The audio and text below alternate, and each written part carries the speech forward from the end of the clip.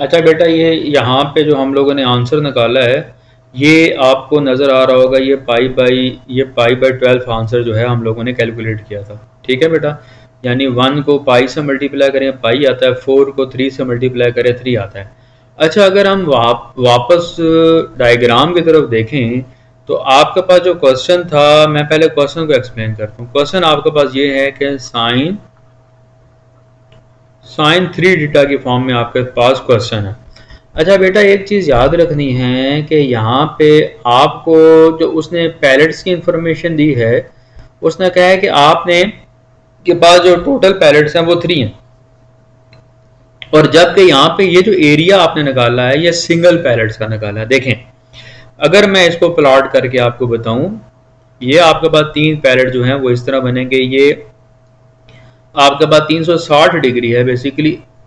ये बेसिकली आपके पास एंगल मैंने बताया था 0 से स्टार्ट होता है, और ये 360 डिग्री पे एंगल बनेगा। तो यहाँ पे एक पैलेट्स आपको जनरेट होगा। पैलेट्स मतलब जिस तरह पत्ती होती है, फूल की पत्ती, रोज की पत्ती, एक 360 डिग्री पे ये होगा, एक पैलेट आपके पास इस तरह बनेगा, और एक पैलेट आपके पास इस तरह बनेगा। टोटल आपके पास 3 पैलेट्स बनेंगे। और आपने यहाँ पे जो पहला एरिया निकाला है वो सिर्फ एक पैलेट्स का निकाला है। वो किस तरह पता चल रहा है एक पैलेट्स का निकाला है? क्योंकि आपके पास यहाँ पे जो एंगल है वो 0 से स्टार्ट हो गए पाई बाई 3 पे जाके खत्म हो जाता है।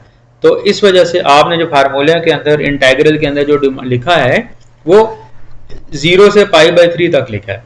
ठीक है, इसका एंगल कुछ हो रहा है और इसका एंगल कुछ हो रहा है। अगर हम एक्स एक्सिस से देखें तो इसके लिए आपको अगर एक पैलेट्स का एरिया पता चल जाए तो ऑलमोस्ट सारे पैलेट्स का भी एरिया वही होता है। ठीक है, तो उसके लिए आप करना ये है कि आपने एक पैलेट्स का एरिया निकालना होता है। और आपको कितने पैलेट्स चाहिए? 3 पैलेट्स चाहिए। तो 3 पैलेट्स का जो एरिया, जो टोटल एरिया आपको मिलेगा वो एक पैलेट्स के एरिया को 3 से मल्टीप्लाई कर दें। तो मैंने ये फार्मूला लिखा है, this is the area of a single pallets which is equal to pi by 12, और टोटल एरिया बराबर होगा 3 टाइम ऑफ सिंगल पैलेट। अगर यहाँ पे 4 पैलेट्स होते तो 4 टाइम ऑफ सिंगल पैलेट, अगर ये 5 पैलेट्स होते तो 5 टाइम ऑफ सिंगल पैलेट। तो एरिया जो है इस तरह बन जाएगा। अच्छा, एक फिर मैं बात रिकॉल करूंगा कि यहाँ पे आपने, एक तो ये है आर की रेंज है वो आपने डिफाइन करनी है, और फार्मूला आपको याद होना चाहिए। आर के बारे में मैंने बताया जो 0 से स्टार्ट होके आर पे खत्म होता है, और थीटा की रेंज मैंने आपको बताई है कि थीटा 0 से स्टार्ट होके आपने 3 थीटा की को पाई पुट करना है, और यहाँ से आपके पास थीटा जो है वो पाई बाई 3 आ जाएगा। इसी तरह अगर यहाँ पे 5 पैलेट्स होता तो पाई बाई 5 आ जाता, अगर ये 6 पैलेट्स होते तो पाई बाई 6 आ जाता। 4 पैलेट्स की फिगर भी मैं आपको जनरेट करके बता देता हूँ। 4 पैलेट्स की जो फिगर है वो बेसिकली एक पैलेट ये आ जाएगा, एक पैलेट ये आ जाएगा, एक पैलेट ये आ जाएगा, और एक पैलेट ये आ जाएगा। वो 45 डिग्री में बनेगा। यहाँ पे भी 45 डिग्री होगा, यहाँ पे भी 45 डिग्री होगा, यहाँ पे भी 45 डिग्री होगा, यहाँ पे भी 45 डिग्री होगा। तो 4 पैलेट जो है, पैलेट्स कहते हैं पत्तियां को कहते हैं, गुलाब की पत्तियां। ठीक हो गया? तो उम्मीद करता हूं कि ये चीज आपको समझ आ गई होगी। अब एक टॉपिक हमारे पास और है, आपने बस वो टॉपिक देखना है। आसान सा टॉपिक है। इस टॉपिक के अंदर हर चीज क्लियरली डिफाइंड है।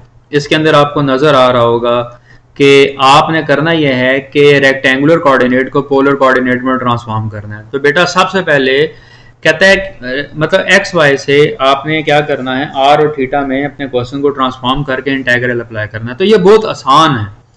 आपने, एक तो ये है कि आपको रिलेशन पता होना चाहिए कि कार्टेशियन कोऑर्डिनेट और पोलर कोऑर्डिनेट के दरमियान में रिलेशन क्या होता है। वो बेसिकली ये रिलेशन होता है। एक्स को आप पुट कर देते हैं आर कॉस थीटा, y को आप पुट कर देते हैं R sine theta. This is a relation between rectangular and polar coordinates. ठीक है, और आपका जो टास्क है वो आपने वॉल्यूम या एरिया कैलकुलेट करना है।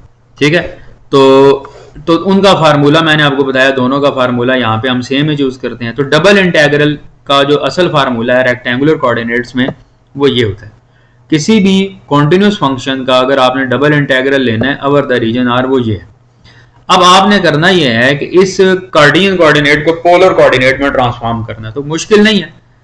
तो ये जो x है इसको आप पुट कर देंगे r cos थीटा, और ये जो y है आप इसको पुट कर दें r sin थीटा। बाकी क्वेश्चन यहां से सिंपल यहां पे ट्रांसफॉर्म हो गए।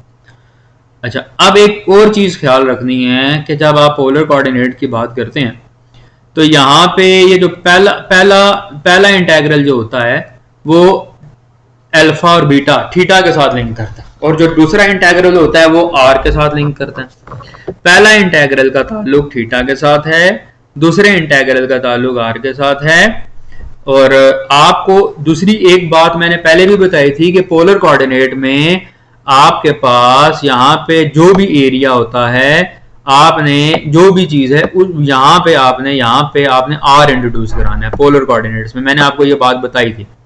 और साथ में ये मेरे ख्याल से गलत लिख दिया, ये बेसिकली यहाँ पे डी आर होता है साथ में, और साथ में यहाँ पे डी थीटा होता है। तो ये असल फार्मूला है, ये डी ए नहीं है, यहाँ पे एक डी आर लिखा होगा और एक डी थीटा लिखा होगा। ये फार्मूला हम लोगों ने पहले भी पढ़ा, ठीक है। तो बस आपको ये बताने का मकसद है कि x की जगह आपने r cos थीटा लिख देना है, y की जगह आपने r sin थीटा लिखना है, और dA को शिफ्ट कर देना है r मतलब फंक्शन के साथ r को जस्ट मल्टीप्लाई करना है। ये मैंने बार बार आपको ये बात बताई है। पोलर कोऑर्डिनेट में जब भी डबल इंटेग्रल आएगा तो आपने फंक्शन पोलर फंक्शन के साथ r मल्टीप्लाई करना है और साथ में डी आर और डी थीटा लिखना है, ठीक है बेटा। अब यहाँ पे एक छोटा सा क्वेश्चन है, इस क्वेश्चन को अटेम्प्ट करना है। ये सिंपल सा क्वेश्चन है, इस क्वेश्चन के अंदर कोई कॉम्प्लिकेशन नहीं है। तो मैं आपको इस क्वेश्चन का हिंट आपको दे देता हूँ। ये छोटा सा क्वेश्चन आपके सामने नजर आ रहा है, वो कह रहा है कि पोलर कोऑर्डिनेट की डेफिनेशन इस्तेमाल करें और इस क्वेश्चन को सॉल्व करने की कोशिश करें। तो कोई मुश्किल वाली बात नहीं है, पोलर कोऑर्डिनेट की मदद से हम ये आसानी के साथ क्वेश्चन अटेम्प्ट कर सकते हैं। तो सबसे पहले लिखा आपके सामने मैं पढ़ देता हूँ, use polar coordinates to evaluate this integral. आपने इस इंटेग्रल को एवेल्युएट करना है। ये बेसिकली आर और एक्स और वाई की फॉर्म में है, यानी रेक्टेंगुलर कोऑर्डिनेट्स। आपने इसको पोलर फॉर्म में कन्वर्ट करना है। तो पोलर फॉर्म में कन्वर्ट करने के लिए आपने एक तो एंगल की इंफॉर्मेशन निकालनी है कि what is the angle, alpha और बीटा की वैल्यू निकालनी है, और फिर आपने R1 और R2 निकालना है। तो अगर आपको अल्फा बीटा R1 और R2 पता चल जाए तो आप आसानी के साथ क्वेश्चन को टैकल कर सकते हैं। तो मैं इस क्वेश्चन को सबसे पहले कॉर्नर नोट पे ले जाता हूँ और वाइट बोर्ड पे आपको डोमेन समझाने की कोशिश करता हूँ। अगर आपको डोमेन पता चल जाए और फंक्शन पता चल जाए तो हम आसानी के साथ जो है क्वेश्चन को टैकल कर सकते हैं। तो ये आपको क्वेश्चन नजर आ रहा है, तो मैं इसको व्हाइट बोर्ड पे शिफ्ट करने की कोशिश करता हूं। अच्छा बेटा, ये गौर से देखना है आपने, ये आपके सामने मैंने एक इक्वेशन लिखी है, ये आपके पास क्वेश्चन है। इस क्वेश्चन को, ये कार्टेशियन फॉर्म में क्वेश्चन है, ये क्वेश्चन मैंने एज इट इज दोबारा लिख लिया व्हाइट बोर्ड पे। अब यहाँ पे हमारा मकसद है कि हम लोगों ने कार्टेशियन कोऑर्डिनेट को पोलर कोऑर्डिनेट में ट्रांसफॉर्म करना है। अच्छा, यहाँ पे x की लिमिट डिफाइन है -1 से 1 तक, y की लिमिट डिफाइन है 0 से √1 - x² तक, और ये आपके सामने नजर आ रहा है। तो मैंने आपको पहले बताया है कि ट्रांसफॉर्मेशन में आपने ये सिंबल यूज करना होता है कि x को पुट करना होता है r cos थीटा, y को पुट करना होता है r sin थीटा, और आपको और x² + y² जो होता है वो r² के बराबर है। तो आपको अगर इस चीज में प्रॉब्लम है, मतलब अगर आपको इस हिस्से में प्रॉब्लम है, तो आपको एफएससी की थोड़ी सी चीज़ों को फोकस करना होगा। ये मैंने सारी चीज़ें बता दी हैं। एक्स जो है वो हॉरिजॉन्टल कंपोनेंट के साथ cos थीटा आ जाता है, वाई जो है वर्टिकल कंपोनेंट है, इसके साथ हमेशा sin थीटा आता है। x² + y² जो है वो बेसिकली r² के बराबर होता है जी।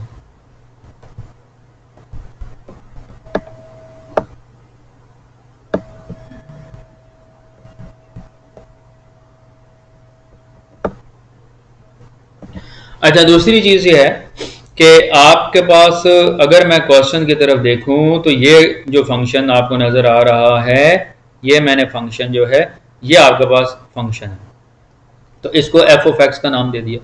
मैंने करना ये था कि x की जगह r cos थीटा पुट करना है, y की जगह r sin थीटा पुट करना है, तो आप इसके अंदर पुट करेंगे r² आ जाएगा। और यहाँ पे जो r² है, बेसिकली यहाँ पे जो सर्कल आप यहाँ पे फंक्शन आपके पास ये आ जाएगा। अभी इसको लेके चलता हूँ, मैं आगे आपको बताता हूँ।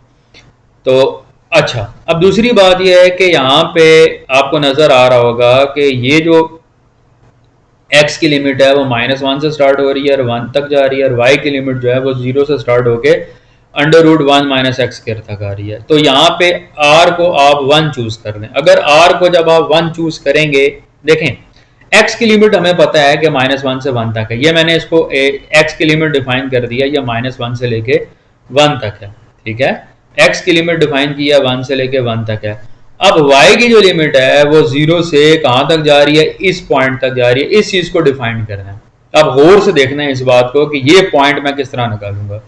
आपको पता है कि सर्कल दिया हुआ है x² + y² = r², और r जो है बेसिकली आपने ऐसा सर्कल है जिसका रेडियस 1 लेना है। ये नजर आ रहा है बेटा, यहां से लेके यहां तक भी 1 है, यहां से लेके यहां तक भी 1 है। इसका मतलब है कि यहाँ पे आपने r को 1 चूज करना है। तो आपके पास ये इक्वेशन बन जाएगी x² + y² = 1। यहाँ से y² की वैल्यू निकालें तो 1 - x² और स्क्वायर रूट ले लें तो आपके पास पॉजिटिव और नेगेटिव दोनों आंसर आते हैं। लेकिन हमें नेगेटिव नहीं चाहिए क्योंकि उसने यहाँ पे नेगेटिव लिमिट नहीं दी, उसने पॉजिटिव लिमिट दी है, तो लिहाजा पॉजिटिव लिमिट। अब आप इसके अंदर x की वैल्यू पुट करना शुरू करें, एक टेबल जनरेट करें। टेबल जनरेट से मुराद है कि x की वैल्यू -1 से लेके 1 तक पुट करें, टेबल बनाएं, तो आपको इसका ग्राफ मिल जाएगा। इसका जो ग्राफ मिलेगा वो बेसिकली इस फॉर्म में इस तरह का एक हाफ सेमी स्फीयर टाइप जो है हाफ सर्कल मिल जाएगा। हाफ सर्कल जो है जिसका यहां से लेके यहां तक रेडियस जो है ये भी 1 होगा। ये आपके पास एक ग्राफ जो है वो बेसिकली मिल जाएगा, ठीक है। और ये ग्राफ जो है किसका ग्राफ है, ये ग्राफ आपके पास होगा √1 - x² का जो ग्राफ है ये आपको यहाँ पे मिल जाएगा, ठीक है। ये आपको ग्राफ कब मिलेगा, जब आप x की वैल्यू जो है -1 से लेके 1 तक आप इसके अंदर सब्स्टिट्यूट करेंगे। तो मैंने 2-3 क्वेश्चंस करवाए हैं डिटेल में, आप एक टेबल जनरेट कर लें और x की मुख्तलिफ